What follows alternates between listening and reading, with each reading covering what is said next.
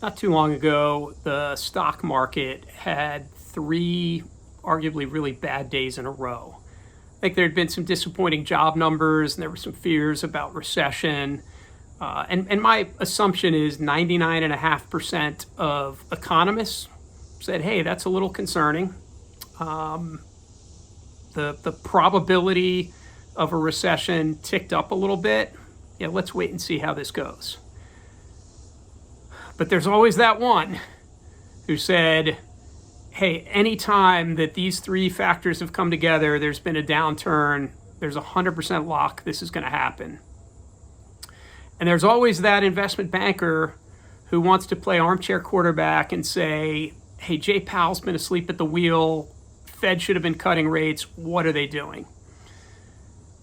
So after those couple days, if you went on CNBC, Fox Business, Bloomberg, probably any news outlet, the headline you read wasn't the 99.5% saying, raising an eyebrow saying, hey, maybe we ought to check this out and monitor it over time. What you heard was recession for sure, and Jay Powell asleep at the switch, we need an emergency rate cut.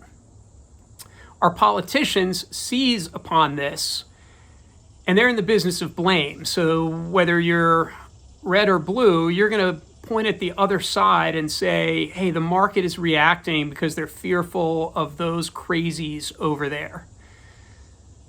This is an object lesson in why we need to be really careful with incentives. Those politicians are incented to prey upon your fear. And after 4 and 5 days, when the market started to recover, they're not going to go back and say, yeah, you know what, maybe it wasn't fear of the other crazies over there. They're just on to the next crisis.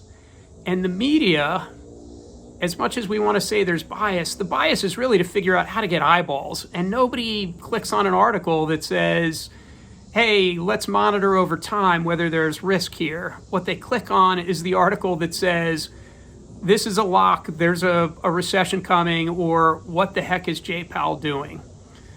So what do you take away from that? First is you got to get your news with a grain of salt, but also second is figure out who you trust and follow them. Don't follow the reactionary or the partisan headline that's out there. That's my PSA for today. Thanks.